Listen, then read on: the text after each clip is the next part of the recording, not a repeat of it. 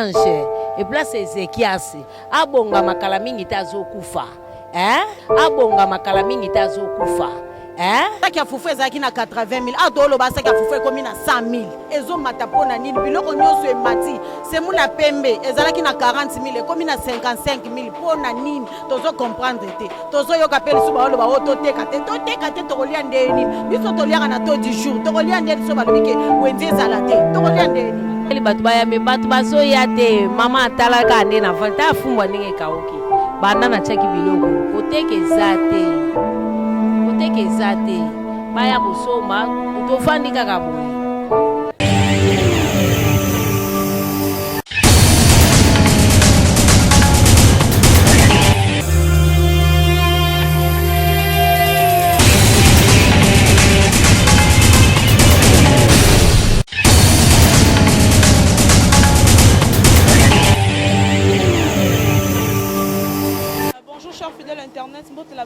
Sur Congo Ziboulame so TV, c'est toujours bel et bien moi votre servante Esther Nzola Rinala Madra, toujours dans le cadre à boulot. Et là je tiens à dire un grand merci à la patronne de cette chaîne, la maman la reine Omba Adeline, et tout ça toujours à un terrain pour na makambo sur l'actualité na mikolo ezami sur coronavirus et to préféra qui kokitana sur le terrain na kati ya marché tout na ba maman.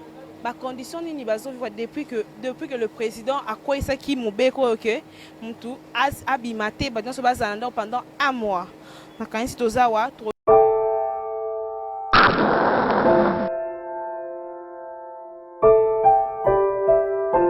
moko ya Kinshasa parmi ba marché Kinshasa tout le monde ozoteka ba épices ozoteka ba épices mbono nani comme on a félicité. Maman félicité. Avant le coronavirus, c'est comme à Kinshasa. Et ça qui n'a pas hier. Vente est qui ndengeni. Vente est qui moi bien. Mais si koyo, tote kasusu bien te, bat ba komi ko banga, ba somi ba provision na bango na zando, biso a marché mike, tozo te kate biloke mati makasi na ndenga mukete. Bonjour le bakende boza vente est penzate. Vente est tozo te kate banda to yaki moi biloko ngoyo. Ba ezo tambola kutu te batu bazoya te nyonso wana po batu bazobanga malade batu bazobanga virus oyo koti batu bakomi kobanga bakomi ko fermer na bandaku moye baya na wenze ezati. Mais est-ce que yo pozo ndima pe virus wana eza na Kinshasa? Ngai po na ngai en tant que naza mwana nzambe soki virus wana eza tant que naza mwana nzambe pa na ngai na yebike dans ce moment ekosila nango parce que kotendre biso te na mboka na biso to sela nzambe makasi to ala ba pasteur o bazo dore nzambe atango ne sopona ko boya virus oyo. Message ni opesa na président. Pona ngana yebisi président na biso en tout cas ba lité makasi na ba médecin ba trouver biso vaccin o ko sala ke pona virus oyo esila pe ceux qui bazala la possibilité ba ko futa mibali na biso po biso to zo moyen ya ko somba ba provision to tende ba ninga bati mibali basali bazeli bazui congé à un mois na ndako mibali na biso bazo sa te nga mobali nanga ala chauffeur parce que mobali nanga le quoi ala chauffeur à ça na transco bande ba lobi que transco ekota 20 personnes au moni que diminuer recette donc ton dimité que ba ko futa ba ngombo ba futa ka ba mais tout le monde s'est protégé te na se protéger na ngai te po ezo sala nga kaka na za nango mais ezo kanga pema nazo kango kaka na zolo Francis balobi yo tellement ozoteka ozo yamba pe ba client ba te bele ba tumusus ba obité à cause de la maladie mais pour se protéger fait lola tata ba gant o kanga ta zolo na ça va na yoki na otala ngo. Merci beaucoup maman. Bonjour. To monya la mesa ya fufu to moni pe masangu eza yo eza yangai. Kombo mama nani? Mama Kapi. Maman Kapi. Pourquoi il y a avant le coronavirus, c'est comme à Kinshasa. Vente, au banda côté ka bien fufu na masanga banda ko ken liboso. Aïe, o ezole kana mboka na biso ezole ke la biso. Coronavirus avant il y a semoule net semoule extra eza semoule na biso moko ya mboka na biso. Ezalaki na 27 000. Na moment oyo tango bayoki ka sango ya coronavirus wana ale semoule komi na 50 000 francs. Tozo comprendre te biloko ezo mata par rapport à quoi? Po semoule na biso moko eza importé te. Eza ya biso moko ezo sala na mboka na biso moko. Siko ba matisi yango par rapport à quoi?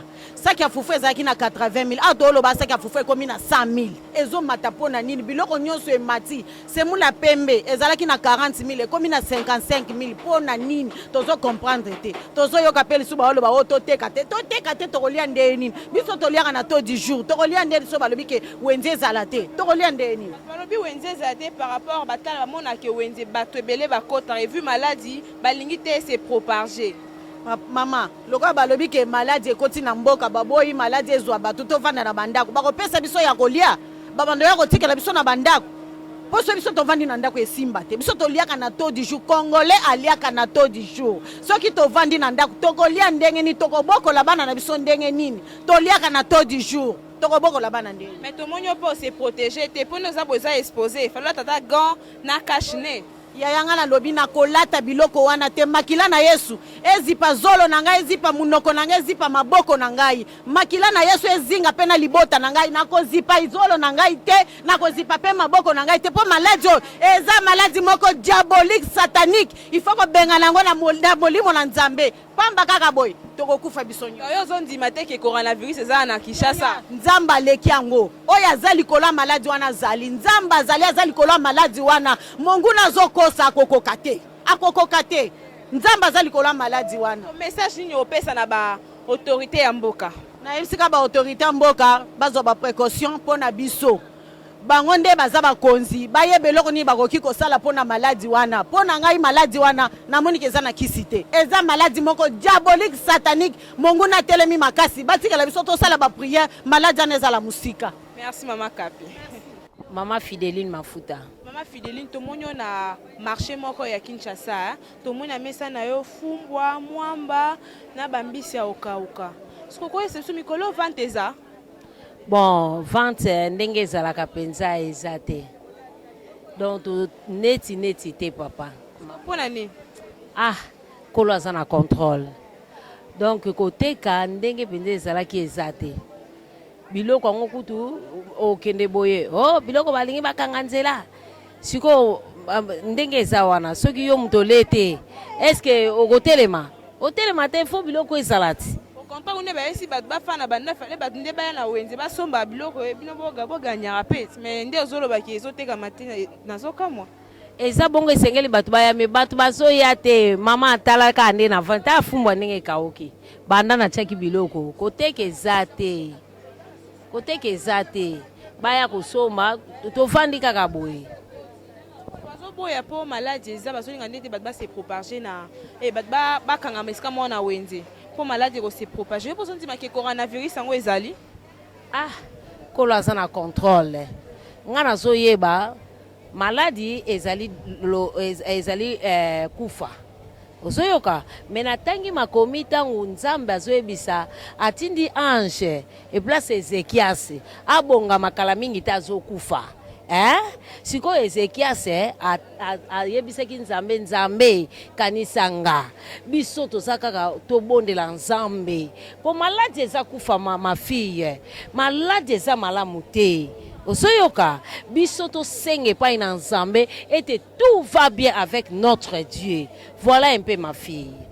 Et toza na likambo mosusu osala te Bible ezoloba soki Nzambe abateli yo te ma fille. Psaume 127 1-6 soki Nzambe abateli yo te ma fille eza pasi ti do tozolomba ka Nzambe ete mopepe oyo esimba biso te na kombo na Yesu Masiya. Message nini opesa na bakonzi ya mboka bakonzi ya mboka message nazopesa Bible ezoloba na ngai ete Nzambe asimbaka mitema ya bakonzi ya mboka po ete basala malamu Nzambe asimba mitema ya bakonzi ya mboka na biso afeke mboka na biso ezala malamu na kombo na Yesu. C'est ça message na ngai. Notre Dieu asimba mitema ya bakonzi ya mboka basala malamu mboka na biso ezala na kimia. Voilà un peu message na. Mais biloko awa emati te biloko emati te ngai awa na matisi te me ba oyo bazo profiter biloko emati boye ozomatisa biloko par rapport à quoi est-ce que biloko ekoki komata mpona malade non toza komiboma ti tokokende wapi ntango moto ale te nzala eza deja maladi ti biloko ekomata te oyo azosalaki amatisa biloko amatisa te oyo azolinga amatisa biloko amilingi te alingi pe notre Congo te faut tolinga mboka na biso yaya ngai nalingaka mboka oyo ngai nakobonga na mboka Congo ozoyoka mafi donc oya komatisa biloko alingi Congo te pe amilingi te lika mususu yango balobi toliaka citron tosalela citron mingi na sinda na Congo bololo mais malheureusement citron oyo tosombaka 100 francs komi 500 francs na ndeni ma fille sinda tosomba yango 100 francs ekomi 500 francs Congo bololo tosomba yango 500 francs eutaka na zamba ekomi 2000 boni tokomi wapi oyo bazosala bobo tikati yaya semoule kula tokei tosomba semoule emati loso emati non pardon tomi lingi te bilo non merci ma fille. Merci ma chauffeur. Oui, bonjour madame les journalistes. Tout le monde a katia boulot bien bagom malgré bombi zoloté. Bon, il faut moyen pour se protéger quoi. Pour se protéger, c'est à partir de la respiration que les gens soient malades, je vais même comme coronavirus. Oui, naebi. Mais est-ce que vous dites que malade ou anezali? Maman, tobo yango ndenge nini ba mindele côté yango ebandaki bango mo bazokufa bon pourquoi pas biso ba congolais to respecter yango to ndima yango eza solo ke eza dans Congo. Pourquoi pas nsu bazondima yango te? Non, eza ignorance biso ba congolais to kola nango pe to botama nango donc na vie ko zala ka bongo te. Do bolinga te bato bakufa sans ponde bondima te l'état da moko mibale bakufa fo ndima déjà que non malade eza dans mboka. Mais tout le monde a katia boulot mokonzi mboka lobaki na ba taxi 3 personnes. Tout le monde a liboso, mi balé na sima. Na Transco 20 personnes, na Yas 10 personnes. Est-ce que besoin qu'on s'en sortir? Bon, Tozo c'est s'en sortir, oui, Tozo c'est s'en sortir. Nous sommes là pour éviter contamination, moi contaminer moninga ezate. Donc c'est mieux que non to respecter et loko wana pour toi ba moyen ya protéger. Donc il n'a pas patron na bisope ba comprendre qui déjà que non l'état que non chauffeur azo même 4 personnes. Na kati ya mutu kaneti na taxi na esprit de vie ba même 16 na yas ba même 12 na traso ba même 20 donc effectivement il faut vexement et qui t'a pas biso tout le monde moyen ko se retrouver na moi quelque chose pour bana ba moi moyen ko lia parfois nous baza compréhensible tout le monde na moi bozo tiara mort liboso mi ba na sima maintenant to komaka na pourquoi bozo ici système akala 3 personnes to mona ba bus so tondi ça ba tu ebele mais il faut comprendre parce que le gouvernement a vraiment na ba bus vraiment ekoki ko aider population na pourquoi te parce que na pourquoi effectivement do bato bazo leka ebele na pourquoi donc bato bazo leka ebele okomona choix ezate ezala bango mo bakilabi papa toko takaka tokende donc okosala ndenge nini il faut kolongola ka mutu na parking a des fois vandaka côté oyo bakuluna ba dérangeaka mingi c'est mieux olongola ena esika na po mona moya komanda koné avant les transports pe komi pasia wa population zo souffrir côté transport. Bon c'est ça le problème l'état tant on l'état a ba mesure wana il faut ba moyen na ko tia ba bis en jeu pour ba mona moyen ko aider population parce que biso ba transport commun en tout cas vraiment na pas peut to ko kakate même na tango to ko kakate na pas peut to ko kakate parce que ba to ba leki belé donc c'est mieux que non l'état mona moyen ko zo ba mesure na pour na population na pas ba mona moyen ko souffrir na ba transport. Merci beaucoup le grand chauffeur. Toko ba kombo comme on a Jérémy Kamdou. Jérémy Kamdou oyo Congo Zibula Meso TV hein. Merci beaucoup. Merci à tous qui ont suivi cette interview. Maintenant, sur lundi émission na biso emina kosia. Na kanisi boyo ki ba plainte ba maman ba leli ba chauffeur ba leli. Ba pesi ba point de vue na ba par rapport à la décision mokonzi mboka ya na kopesa. Je tiens à dire un grand merci à Badnos Bema na Kolanda, ba fidèle internet. Je tiens à vous dire de vous abonner massivement sur Congo Zibula Meso TV. Je tiens à remercier la maman à la reine Ombala de Nina. Bon ba beni à boss sa chaîne Oyo. Et à tous mes fans, sans oublier à toi Deramou Swamba, Trifen Bakaka depuis Turquie, à toi Katidor depuis Yassa, et sans oublier à toi Willy Moucheni, pourquoi pas toi René Abiri, Judy, Brésil. Je tiens à vous dire merci. Ciao.